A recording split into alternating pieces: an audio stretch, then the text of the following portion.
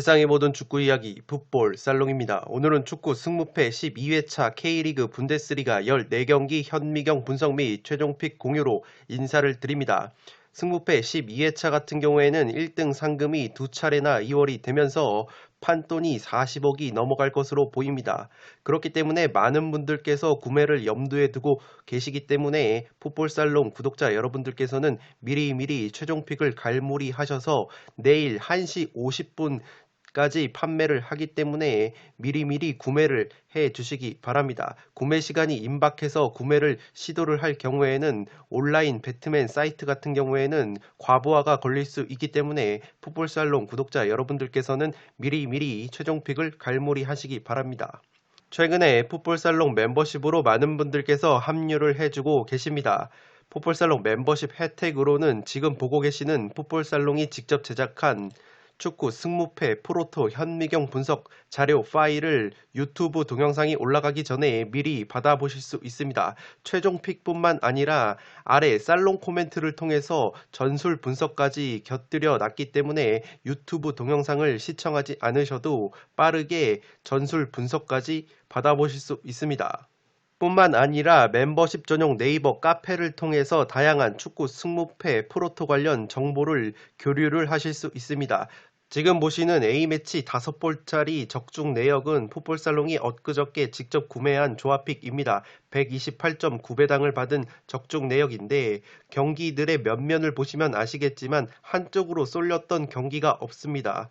제가 이 경기 조합픽을 적중할 수 있었던 이유는 제가 자체적으로 분석한 것이 아니라 풋볼살롱 멤버십에는 풋볼살롱뿐만 아니라 제야의 고수분들께서 자발적으로 프로토 조합픽과 더불어서 분석 내용을 공유를 해주고 계십니다. 그렇기 때문에 풋볼살롱 멤버십 전용 네이버 카페는 풋볼살롱이 자료를 일방적으로 제공을 하는 일방적 소통이 아니라 멤버십 회원 여러분들도 자발적으로 자료를 공유를 하시는 쌍방향 소통이라는 점을 말씀을 드립니다. 축구라는 스포츠를 매개로 토토를 건전하고 소소하게 즐기시면서 나름의 문화를 만들어가고 싶으신 분들은 지금 화면 위로 올라가는 링크를 클릭을 하셔서 풋볼살롱 멤버십과 관련한 다양한 혜택을 확인을 해 보신 뒤에 멤버십으로 합류를 해 주시면 되겠습니다. 축구 승무패 12회차 현미경 분석 2부 첫 번째 경기는 아우쿠스부르크와 호펜하임의 경기인데 무패 투폴로 가보도록 하겠습니다. A매치 피로도가 호펜하임이 훨씬 심합니다. 아직 A매치 피로도를 체크하지 않으신 분들은 지금 화면 위로 올라가는 링크를 클릭을 하셔서 어제 올려드렸던 살로만 뉴스를 통해서 A매치 피로도를 체크를 해 주시기 바랍니다. 아우쿠스부르크는 직전 프라이부르크 원정에서 0대2 패배를 당했습니다. 홈과 원정 성적을 비교해 봤을 때 근소하게 홈에서 더 성적이 좋은 곳이 아웃국이고 최근에 홈에서의 성적이 굉장히 좋습니다. 2승 1무 1패로 호성적을 거두고 있는데 우니온 베를린과 메넨글라트바흐를 상대로 승리를 거뒀고 레버쿠젠과 1대1 무승부를 거뒀기 때문에 충분히 호펜하임의 덜미를 잡을 만한 경기라고 생각이 되어집니다. 최근에 공격 자원인 안드레 한 선수가 4경기에서 2골 1도움을 올려주고 있고 공격형 미드필더 리히터 선수가 주로 백업으로 나왔다가 메넨글라트바흐전에서 1골 1도움으로 맹활약을 하면서 이후에는 출전 시간을 늘려가고 있습니다. 아우쿠스부르크 역시 지금 올 시즌 27골로 득점력이 뒤에서 5등을 달릴 정도로 공격력이 좋지 못한 팀인데 가뜩이나 공격력이 좋지 않은 팀이 공격수 핀보가송과 니더레츠너 선수가 부상으로 출전이 불투명하기 때문에 또다시 빈공을 보여줄 수 있는 것이 아웃국입니다. 호펜하임의 경우에는 직접 마인츠와의 홈경기에서 1대2 패배를 당하면서 2연패 수렁에 빠졌는데 그래도 올 시즌 최다 연패가 2연패라는 점에서 3연패까지는 힘들지 않나 싶습니다. 홈과 원정을 비교해봤을 때 확실히 홈에서 더 좋은 모습을 보여주는 것이 호펜하임이고 지금 주포인 크라마리치 선수가 A매치 포함해서 4경기째 무득점 늪에 빠져 있습니다. 제가 호펜하임이 아웃국과 비교를 해봤을 때 A매치 피로도가 심하다고 말씀을 드렸는데 최전방 공격 자원인 크라마리치와 베부 선수가 모두 A매치를 소화를 하고 왔고 주전 미드필더 그릴리치와 사마세쿠 역시 A매치를 소화를 하고 왔기 때문에 호펜하임이 자랑하는 역습 기동력이 살아날 수 있을지 의문입니다. 지금 호펜하임이 역습 득점이 4골로 분데스리가 공동 3위를 달리고 있는데 아우크스부르크가 역습 실점이 상당히 많습니다. 물론 호펜하임 역시 아웃국과 마찬가지로 역습 실점이 많지만 기본적으로 아웃국은 역습 상황에서 많은 골을 넣는 팀이 아니라는 점에서 충분히 호펜하임이 아웃국을 역습으로 괴롭힐 여지가 있지만 A매치 여파로 인해서 호펜하임이 자랑하는 역습이 살아날 가능성이 조금은 떨어지지 않나 싶습니다. 살롱 코멘트에서 정리를 해드리면 양팀 모두 역습 수비에 약점이 있기 때문에 수비 뒷공간 공략이 관건이라고 보시면 되겠습니다. 본래의 전력대로라면 호펜하임이 역습 수비는 약하지만 동시에 역습 공격이 날카롭다는 점에서 충분히 역습으로 아웃국을 괴롭힐 가능성이 있지만 앞서 말씀을 드렸던 것처럼 A매치 여파로 인해서 역습 기동력이 저하될 가능성이 높아 보입니다.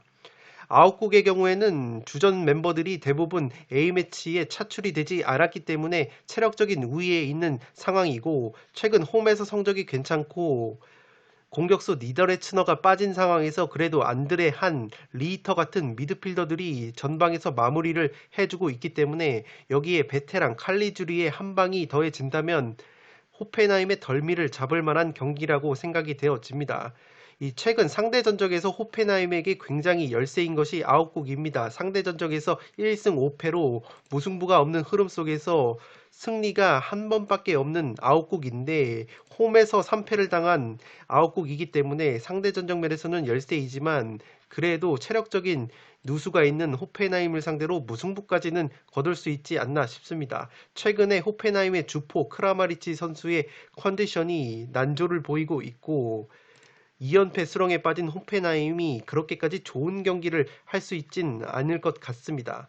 다만 아웃국이 분데스리가 최하위권 득점력을 보여주는 팀이고 최전방에 니더레츠너가 나오지 못한다면 여전히 골 결정력이 떨어지기 때문에 양팀 모두 공격 파괴력이 저하된 상황 속에서 무승부를 베이스로 투포를 잡아볼 만한 경기라고 생각이 되어집니다. 투포를 잡는다면 그래도 상대 전적 면에서 압도적인 우위에 서 있는 호펜하임이 최전방의 크라마리치와 베부의 한 방을 앞세워서 그래도 중원에는 세바스티안 루디라는 창의성 있는 플레이메이커가 있기 때문에 이 루디 선수는 A매치 기간에 휴식을 취했기 때문에 호펜하임이 한 방을 보여주면서 승리까지 가져갈 수 있지 않을까 싶습니다. 8번 경기는 그래서 무패 투폴로 가보도록 하겠습니다. 9번 경기는 라이프치히와 바이에른 뮌헨의 빅매치인데 승패로 갈라보도록 하겠습니다. 라이프치히가 직전 아르미니 원정에서 1대0 신승을 거뒀고 최근 분데스리가 기준으로 7승 1무 패배가 없습니다. 특히 홈 경기에서는 10승 2무 1패로 극강의 모습을 보여주고 있고 평균 실점이 0.77골입니다. 지금 분데스리가에서 가장 짠물 수비를 보여주고 있는 것이 라이프치히이고 실점이 21골밖에 되지 않기 때문에 충분히 홈에서만 만큼은 바이에른 뮌헨을 상대로도 짠물 수비를 가동을 할 수 있지 않을까 싶습니다. 최근 바이에른 뮌헨과의 맞대결 전적에서는 4무 2패로 열세인데 리그 경기로 따져봤을 때는 무승부가 상당히 많습니다. 지금 4연속 무승부를 기록을 하고 있는 매치업이기 때문에 5연속 무승부까지는 힘들지 않나 싶습니다. 직전 바이에른 뮌헨 원정에서 3대3 무승부를 거둔 라이프치히인데 제가 앞서 살로만 뉴스에서 양팀 모두 A매치 피로도가 극심하다고 말씀을 드렸지만 그래도 굳이 비교를 하자면 바이에른 뮌헨 쪽이 피로도가 더 클 것으로 보입니다. 특히 주포인 레반도프스키 선수가 부상으로 빠졌기 때문에 화력 저하가 예상이 되는 바이에른 뮌헨이고 두 팀이 지금 승점이 4점 차가 나기 때문에 우승 경쟁에 있어서 라이프치히는 반드시 승리를 거둬야 우승 경쟁이 가능할 것으로 보입니다. 따라서 라이프치히의 나겔스만 감독이 레반도프스키가 없는 상황 속에서 그리고 주축 선수들이 대부분 독일 대표팀에서 혹사를 당하고 온 바이에른 뮌헨을 상대로 승점 3점짜리 경기를 준비해오지 않을까 싶습니다. 그러한 승부수가 통한다면 라이프치히의 승리가 예상이 되고, 만약에 그러한 승부수가 독이 돼서 밸런스가 깨지게 된다면 바이에른 뮌헨이 제 아무리 레반도프스키가 없다고 하더라도 그나브리나 토마스 뮬러 같은 한방이 있는 공격 자원들이 있기 때문에 충분히 바이에른 뮌헨도 라이프치히의 덜미를 잡을 만하지 않을까 싶습니다. 핵심 수비수 우파메커노의 복귀가 유력한 것은 라이프치히에겐 커다란 힘이 될 것 같고, 미드필더 캄플 선수가 징계로 결장하는 것은 전력 누수라고 볼 수 있겠습니다. 앙헬리뇨, 왼쪽 윙백의 앙헬리뇨 역시 불투명하기 때문에 왼쪽 측면 공격의 화력이 떨어지는 것이 라이프치히입니다. 뮌헨은 지금 직전 슈투트와의 홈경기에서 4대0 완승을 거뒀는데, 레반도프스키 선수뿐만 아니라 지금 퇴장 징계로 인해서 보아탱, 알폰소 데이비스 수비 쪽의 전력 누수가 심합니다. 톨리소까지 중원에서 빠져 있기 때문에 그나브리나 고레츠카, 킴미히, 사네, 그러한 선수들이 독일 대표팀에서 혹사를 당한 상황 속에서 주전으로 나서야 되는 어려움이 있는 것이 바이에른 뮌헨입니다. 살롱 코멘트에서 정리를 해드리면 양팀 모두 A매치 출혈이 컸습니다. 그래도 피로도가 극심한 쪽은 바이에른 뮌헨이라고 볼 수 있겠는데, 퇴장 징계로 인해서 보아탱과 알폰소 데이비스가 징계로 나오지 못하기 때문에 전력 누수도 심한 것이 바이에른 뮌헨입니다. 그럼에도 불구하고 뮌헨 사이드를 바치는 이유는 이 귀신같이 큰 경기에서 토마스 뮬러 같은 베테랑들이 한 건을 해줍니다. 지난 맞대결에서도 3대3으로 비길 때 오히려 레반도프스키 선수는 0골이었는데 토마스 뮬러 선수가 2골이나 넣어줬고, 코망 선수가 3개의 어시스트를 기록을 하면서 레반도프스키 선수가 침묵을 하는 상황 속에서도 3대3 무승부를 거뒀다는 점을 체크해 주시기 바랍니다. 또 당시에는 바이에른 뮌헨의 중원 핵심이라고 볼 수 있는 조슈아 킴미히가 빠져있는 상황이었기 때문에 최근에 킴미히 선수가 중원 사령관 역할을 톡톡히 해주고 있는 바이에른 뮌헨이기 때문에 해볼 만한 경기라고 생각이 되어지고, 라이프치히로서는 우승 경쟁을 위해서는 반드시 승점 3점을 따야 하고 이만큼 좋은 기회가 없기 때문에 승부수를 던질 것으로 보이지만, 그러한 승부수가 오히려 독이 된다면 밸런스가 무너지면서 뮌헨의 빠른 사네와 그나브리, 코망, 고레츠카 같은 선수들의 역습 한 방에 얻어맞을 가능성도 있어 보입니다. 그렇기 때문에 극단적으로 무승부보다는 승패가 갈리는 매치업이 나올 것 같고, 독일 대표팀에서 혹사를 당했다고는 하지만 그나브리 선수가 A매치에서 1골 2도움, 사네가 1도움, 고레츠카 역시 한 골을 기록했기 때문에 A매치에서 골 감각을 한껏 끌어올린 선수들입니다. 베테랑 노이어 골키퍼는 직전 북마케도니아전에서 휴식을 취했기 때문에 어느 정도 체력 안배가 된 노이어가 선방 능력을 보여준다면 뮌헨이 의외로 승리를 가져갈 수도 있지 않을까 싶습니다. 이 독일 대표팀의 대부분의 선수들이 뽑힌 뮌헨이라고 말씀을 드렸지만, 라이프치히 역시 타 유럽 국가대표팀에서 A매치를 소화한 선수들이 대부분입니다.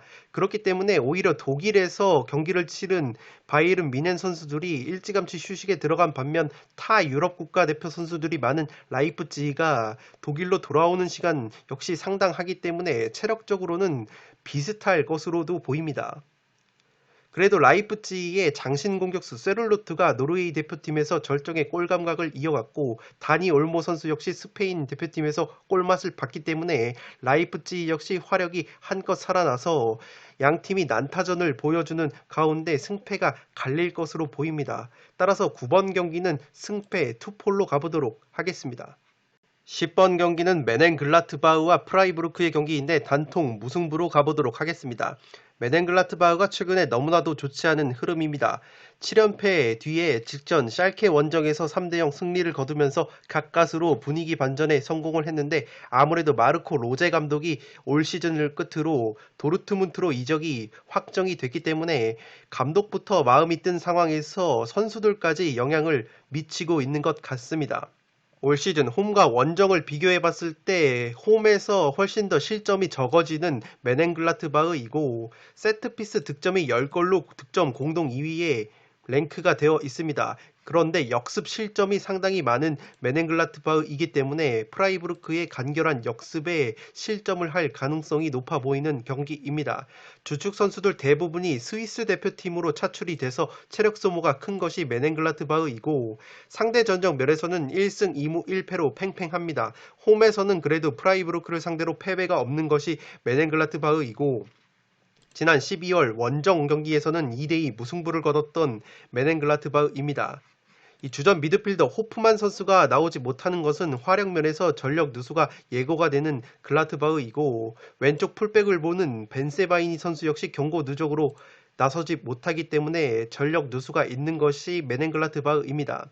프라이부르크 역시 주전 중앙 미드필더 회플러 선수가 징계로 나설 수가 없는데 이 회플러 선수가 제공권, 인터셉트, 블락 이 강점이라는 점에서 메넨글라트바흐의 퀄리티 있는 중원 공격을 제어하는 데 있어서 프라이부르크도 애를 먹을 수 있는 것이 이번 매치업입니다. 프라이부르크가 홈에서는 화력이 좋은 팀인데 원정에서는 13골밖에 넣지 못하고 있습니다. 홈에서 26골을 넣는 것에 비해서 13골밖에 넣지 못하는 반토막이 나는 화력을 보여주는 것이 프라이부르크이기 때문에 최대치가 나온다면 그래도 글라트바흐를 상대로 무승부가 최대치이지 않나 싶습니다. 홈과 원정을 비교해 봤을 때도 홈에서 더 좋은 성적을 보여주는 프라이이기 때문에 최대치는 무승부라고 보여집니다. 공격수 롤라드 살라이 선수가 헝가리 대표팀에 차출이 됐었는데 두 경기 두 골을 넣어주면서 발끝 감각을 한껏 끌어올린 것은 고무적이라고 할 수 있겠습니다.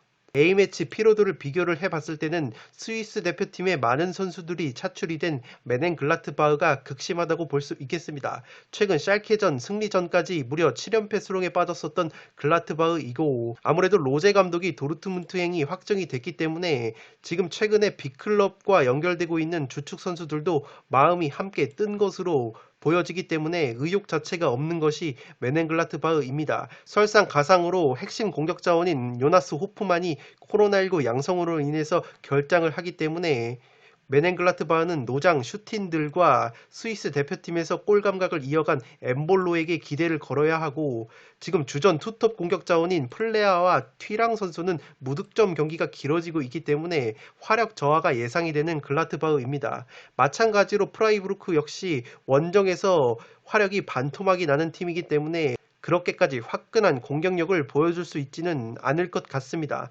다만 주포인 그리포 선수가 이탈리아 대표팀에 소집이 되긴 했지만 백업으로 단 6분만 경기를 소화했기 때문에 메넨글라트바흐의 핵심 자원들보다는 체력적으로 우위에 있는 것이 프라이부르크이고 살라이 선수 같은 경우에는 헝가리 대표팀에서 두 경기 두 골로 절정의 골 감각을 이어갔기 때문에 고무적이라고 할 수 있겠습니다. 프라이부르크가 제가 간결한 역습이 강점이라고 말씀을 드렸죠. 역습 상황에서 4골이나 넣으면서 분데스리가 공동 3위에 오른 팀입니다. 반대로 메넨글라트바흐는 역습 실점이 공동 1위라는 점에서 충분히 프라이부르크가 메넨글라트바흐에게 점유율을 내주고 효율적인 선수비 후 역습 전술을 가져간다면 최근 마탱이가 간 메넨글라트바흐의 덜미를 잡을 만한 매치업이라고 생각이 되어집니다. 그렇기 때문에 10번 경기는 단통 무승부로 과감하게 가보도록 하겠습니다.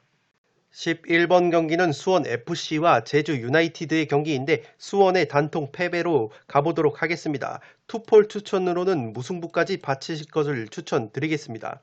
수원이 직전 전북 원정에서 깜짝 1대1 무승부를 거두면서 분위기 반전에 성공을 했지만 6경기에서 4골밖에 넣지 못하는 빈공이 문제라고 보시면 되겠습니다. 이 공격도 공격이지만 6경기에서 무려 11골이나 먹혀서 최다 실점 2위에 빠져있는 수비력도 문제라고 보시면 되겠습니다.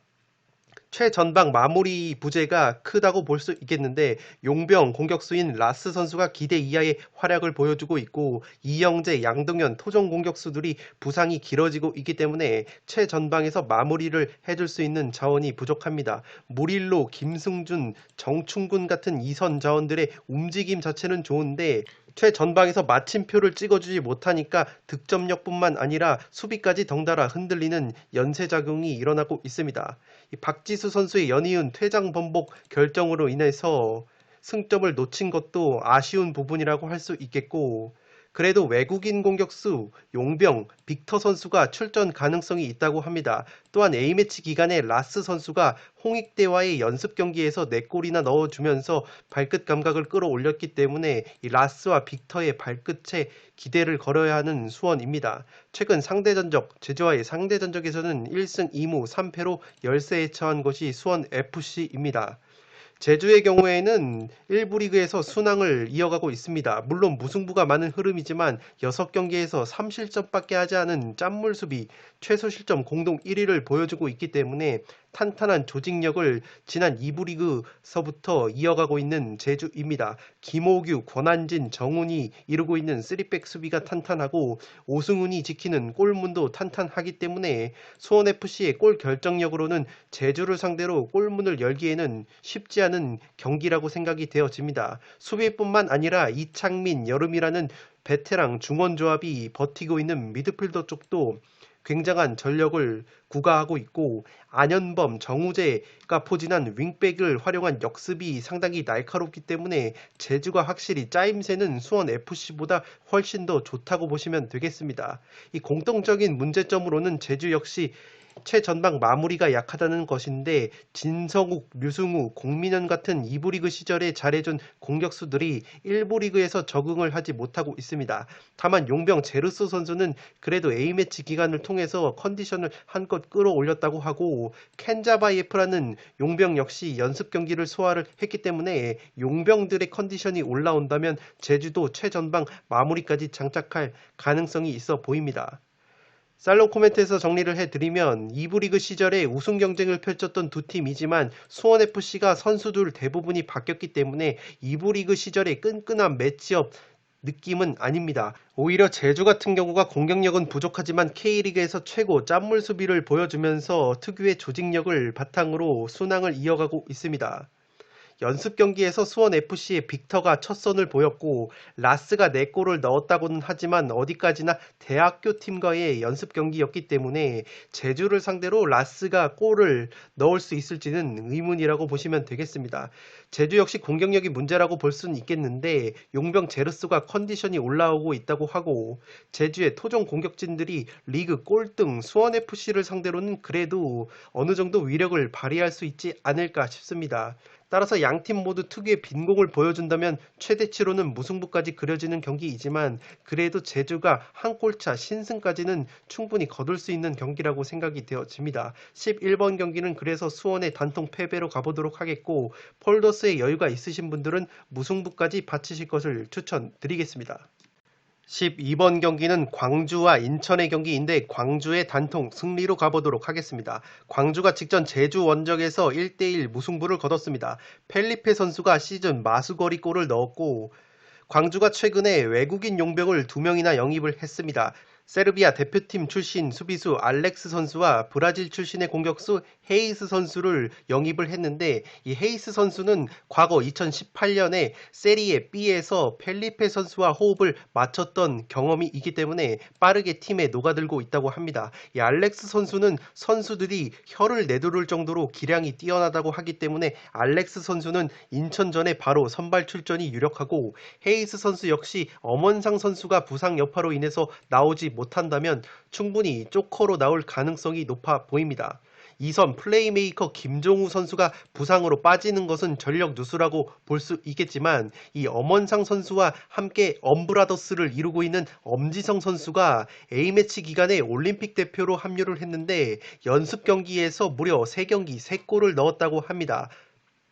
대구, 울산, 포항이라는 강팀과의 연습 경기에서 3경기 3골을 넣은 엄지성이기 때문에 엄원상이 나오지 못한다고 하더라도 엄지성이 충분히 화력을 발휘해줄 수 있는 광주입니다. 최근에 윤보상 골키퍼가 눈부신 선방쇼를 보여주고 있는 광주이기 때문에 인천의 골 결정력으로는 윤보상을 뚫어내기에는 버거워 보이는 매치라고 생각이 되어집니다. 김원식, 이찬동이 지키는 3선 라인이 탄탄하기 때문에 최근에 인천의 플레이메이커 아길라르 선수가 강원전에서 한국영과 김동현이라는 활동량이 왕성한 미드필더들을 상대로 고전을 한 것을 감안을 하면 김원식과 이찬동도 그에 못지않은 활동량과 전투력을 보여주는 미드필더이기 때문에 아길라르를 충분히 괴롭힐 수 있지 않을까 싶습니다. 상대 전적 면에서는 팽팽한 흐름인데 지난 시즌만큼은 광주가 2승을 거두면서 우위를 점했습니다. 인천의 경우에는 확실히 원정 경기에서 약한 모습을 보여주고 있고 직전 강원 원정에서 0대2 패배를 당하면서 시즌 초반에 상승세가 한풀 꺾였습니다. 올 시즌 원정 경기에서 3패를 당한 인천인데 주포인 무고사 선수가 코로나19 완치 판정을 받았지만 조깅 정도 러닝 훈련을 위주로 소화를 하고 있기 때문에 곧바로 광주전의 투입은 어려울 것으로 보입니다. 핵심 중앙 미드필더인 김도혁 선수 부상 복귀 여부가 관건인데 만약에 김도혁 선수가 몸 컨디션이 100%가 아니라서 나오지 못한다면 지금 문지한 역시 100%가 아닌 상황에서 중원에서의 활동량에 문제가 있을 수 있는 인천입니다. 그렇게 될 경우에는 아길라르 선수가 수비 가담력이 굉장히 떨어지기 때문에 김원식, 이찬동에게 활동량 측면에서 밀리면서 중원 싸움에서 인천이 광주에게 밀릴 수 있는 매치업이라고 생각이 되어집니다. 최전방 공격수 김현 선수가 포스트 플레이 자체는 뛰어나지만 마무리는 확실히 무고사만큼의 마무리를 보여주지 못하고 있기 때문에 득점력에 있어서 4개 반하 아길라르에게 의존을 해야 하는 인천입니다. 살롱 코멘트에서 정리를 해드리면 인천 공격의 핵이라고 볼 수 있는 아길라르가 직전 강원전에서 한국영, 김동현에게 고전을 했습니다. 그렇기 때문에 광주의 김원식, 이찬동도 아길라르를 집중 마크를 한다면 인천의 볼줄기가 살아나지 않을 가능성이 높아 보이고 엄원상이 부상으로 출전이 불투명한 광주이지만 최근에 엄지성이 절정의 컨디션을 보여주고 있고 브라질 출신 공격수 헤이스가 빠르게 팀에 녹아들고 있기 때문에 충분히 활약면에서는 인천을 압도할 수 있는 광주라고 보여집니다. 펠리페 선수 역시 직전 경기에서 마수거리 골을 넣었기 때문에 발끝 감각을 끌어올렸고 여기에 수비수 알렉스까지 추가가 된다면 윤보상과 더불어서 짠물 수비를 보여줄 수 있는 것이 광주의 수비진이라고 보시면 되겠습니다. 인천의 주포 무고사가 코로나19 음성 판정을 받았지만 당장 투입이 불투명하기 때문에 최전방 피니셔의 부재가 계속될 것으로 보이는 인천이고 팀의 주장이자 왕성한 활동량을 보여주는 김도혁이 햄스트링 부상 여파가 남아있기 때문에 또다시 문지한이 독박 수비를 펼쳐야 하는 인천입니다. 광주가 중원에서의 왕성한 활동량과 펠리페, 엄지성, 김주공, 헤이스 등의 결정력을 앞세운다면 충분히 홈에서 인천을 상대로 좋은 경기를 할 수 있지 않나 싶습니다. 12번 경기는 그래서 광주의 단통 승리로 가보도록 하겠습니다. 13번 경기는 슈투트가르트와 브레멘의 경기인데 승무 투폴로 가보도록 하겠습니다. 슈투트가르트가 직전 바이에른 뮌헨 원정에서 0대4 대패를 당했는데 올 시즌 홈과 원정을 비교해봤을 땐 시즌 초반만 하더라도 슈투트가 홈 고자였습니다. 지금도 홈 고자라고 볼 수는 있겠는데 그래도 최근에 홈에서 2연승을 거두면서 홈 고자 자체는 탈출을 한 모습인데 에이스 측면 자원인 와망기투카 선수가 무릎 부상으로 시즌 아웃이 됐기 때문에 상당한 전력 누수가 예고가 됩니다. 다만 2m 장신 공격수 칼라이지치 선수가 최근 A매치 경기를 포함해서 절정의 골 감각을 보여주고 있기 때문에 칼라이지치 선수의 높이를 믿어볼 수밖에 없는 슈투트가르트입니다. 최근 맞대결 전적을 보시면 홈에서는 슈투트가 2승으로 우위를 점하고 있고 지난 브레멘 원정에서는 2대1 승리를 거뒀던 슈투트인데 당시에 와망기투카 선수가 2골을 넣었다는 점에서 이번 경기에서 와망기투카가 나오지 못하기 때문에 충분히 화력 저하가 예상이 되는 슈투트입니다. 와망기투카를 비롯해서 곤잘레스 선수까지 부상으로 아웃이 됐기 때문에 칼라이지치 선수의 어깨가 무거운 것이 슈투트이고 주전 미드필더 망갈라 선수가 출전이 불투명한 것도 전력 누수라고 볼 수 있겠습니다. 브레멘의 경우에는 직전 볼프스부르크와의 홈경기에서 1대2 패배를 당했습니다. 홈과 원정에서 비슷한 성적을 보여주는 브레멘인데 그래도 원정에서 근소하게 경기력이 더 좋다는 점을 체크해 주시기 바랍니다.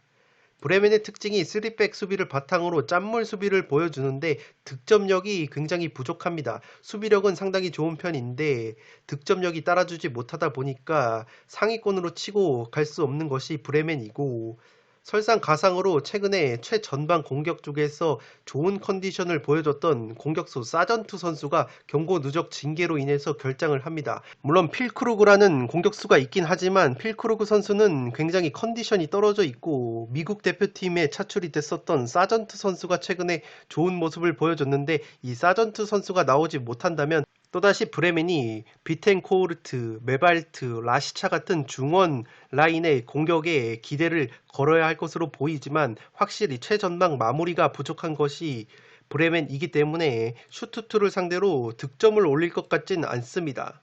3백 수비의 한 축이라고 볼 수 있는 벨코비치가 출전이 불투명한 것도 브레멘이 자랑하는 짠물 수비에 제동이 걸릴 수 있는 요소라고 보여집니다. 살롱 코멘트에서 정리를 해드리면 양팀 모두 전력 누수가 있는데 와만기투카가 빠지는 슈투트가르트가 좀 더 전력 누수가 크다고 볼 수 있겠습니다. A매치 피로도 자체는 두 팀 모두 차출된 선수가 거의 없기 때문에 없다고 보시면 되겠는데 그래도 칼라이지치 선수가 오스트리아 대표팀에서 무려 3경기를 소화를 했지만 그래도 3경기에서 무려 3골이나 넣어주면서 컨디션을 유지를 했기 때문에 나쁘지 않은 흐름이라고 볼 수 있겠고 슈투트가 시즌 초 중반에 승격팀임에도 불구하고 돌풍을 일으킬 수 있었던 원동력은 지금 역습 공격이 분데스리가 1등입니다.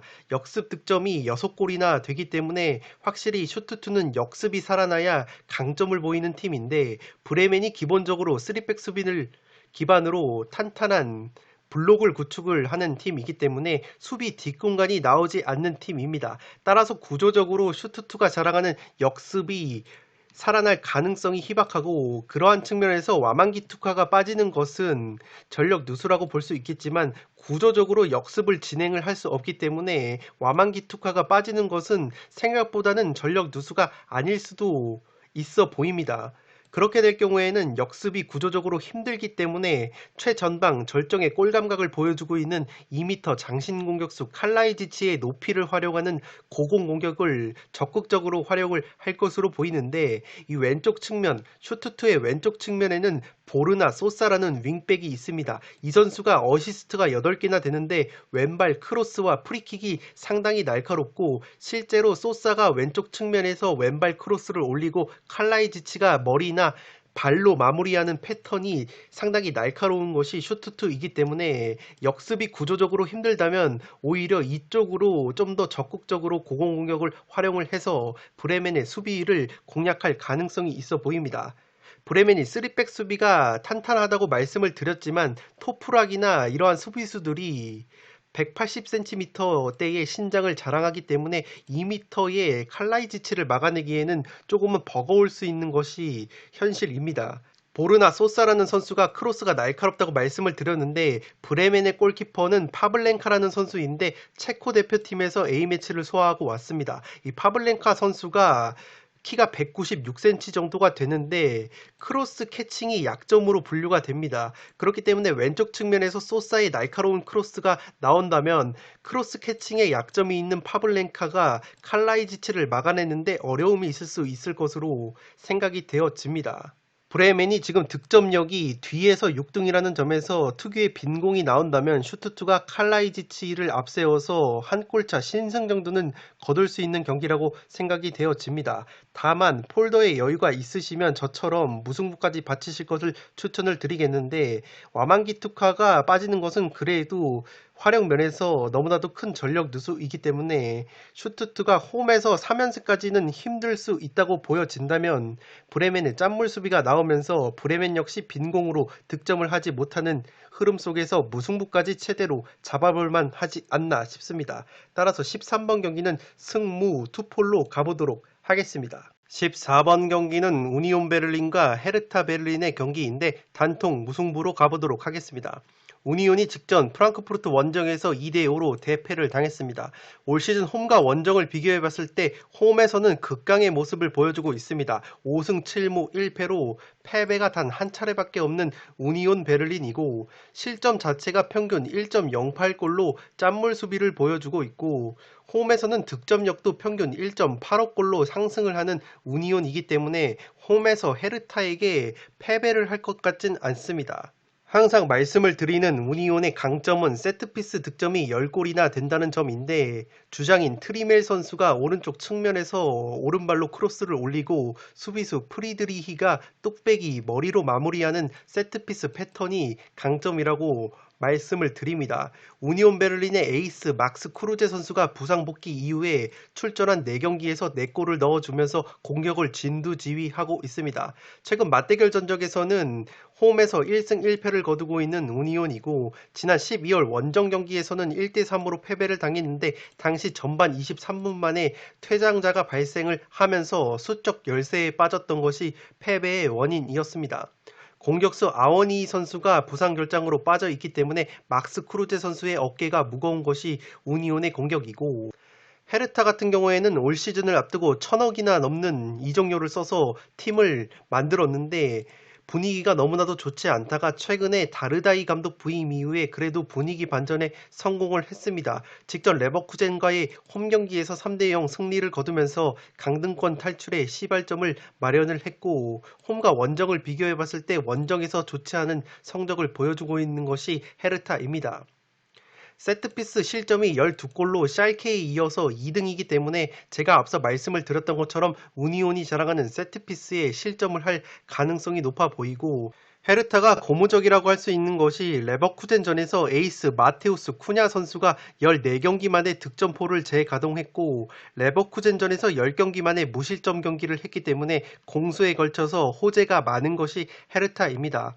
백업 공격 자원인 라도니치 선수가 세르비아 대표팀에서 포르투갈을 상대로 2개의 어시스트를 기록을 하면서 발끝 감각을 예열을 마쳤고 최근에 공격수 루케바키오라는 공격수가 레버쿠젠전에서 2개의 어시스트를 기록을 하면서 공격력이 한껏 살아난 헤르타입니다. 주전 미드필더인 다리다 선수가 팀 내 최다 어시스트를 기록을 하고 있는데 퇴장 징계로 인해서 결장하는 것은 전력 누수라고 보시면 되겠습니다.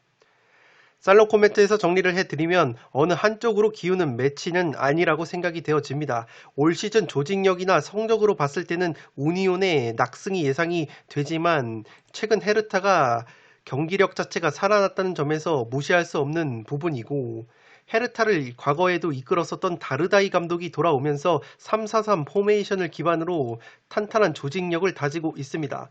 최전방에 코르도바, 마테우스 쿠냐, 루케바키오를 앞세운 공격도 살아나고 있는 상황이라서 우니온이 제 아무리 홈에서 극강의 모습을 보여주고 있다고는 하나 무승부가 상당히 많다는 팀이라는 점에서 충분히 경기력이 살아난 헤르타에게 무승부로 덜미가 잡힐 수 있는 매치업이라고 생각이 되어집니다. 왕성한 활동량을 자랑하는 헤르타 베를린에 다리다가 빠지는 것은 전력 누수라고 볼 수 있겠지만 헤르타에는 그에 못지않은 활동량을 자랑하는 귀행두지와 투사르가 있기 때문에 직접 레버쿠젠전에서도 다리다가 없이 완승을 거뒀던 헤르타이기에 다리다의 공백은 생각보다 크지 않을 것으로 생각이 됩니다. 헤르타의 경우에는 강등권을 안정적으로 벗어나기 위해서 승점을 향한 동기부여가 높지만 헤르타만큼 전투적으로 나올 것 같진 않고 안정적인 밸런스를 유지한 상황에서 역습이나 세트피스 한 방을 노릴 것으로 보여집니다. 헤르타가 세트피스 실점이 샬케 다음으로 많은 팀이라는 점에서 세트피스 최상위권을 달리고 있는 우니온에게 뚝배기 한 방으로 고전을 할 가능성이 높아 보이고 우니온의 에이스 막스 쿠르제가 한껏 날이 선 공격력을 보여주고 있기 때문에 헤르타 역시 충분히 실점을 할 가능성이 높아 보입니다. 1부 리그에서 역사는 짧지만 이 경기 역시 베를린 더비라는 점에서 치열한 경기가 예상이 됩니다. 3-4-3 포메이션을 바탕으로 헤르타가 조직력을 다지고 있는 상황이기 때문에 어느 한쪽으로 쏠리는 매치는 아니라고 생각이 되어지고 프랑크푸르트와 함께 분데스리가 최고 무자비 팀이라는 점에서 우니온이 충분히 홈에서 패배를 하지 않는 경기를 할 수 있지 않나 싶습니다. 그렇기 때문에 마지막 경기는 단통 무승부로 가보도록 하겠습니다. 네, 이것으로 승무패 12회차 현미경 분석 2부를 모두 마치도록 하겠습니다. 1부에 이어서 2부 역시 조금은 상세하게 다뤄드렸습니다. 아무래도 20억이 2월이 된 회차이기 때문에 최대한 많은 정보와 전술 분석을 제공을 해드리려고 노력을 했고 풋볼살롱 구독자 여러분들께서는 최종 픽만 가져가시기보다는 전술 분석 내용에 기반을 해서 나만의 픽을 만드실 때 1등 적중에 가까워질 수 있습니다. 끝으로 풋볼살롱 구독자 여러분들의 12회차 대박 적중을 기원하면서 저는 이만 물러가 보도록 하겠습니다. 영상이 도움이 되신 분들은 구독과 좋아요 버튼을 눌러주시면 풋볼살롱 채널에 크나큰 힘이 됩니다. 구독 버튼 옆에 종 모양의 알림 설정을 해주시면 그 누구보다 빠르게 양질의 축구 승무패 프로토 컨텐츠를 만나보실 수 있습니다. 지금까지 풋볼살롱이었습니다. 감사합니다.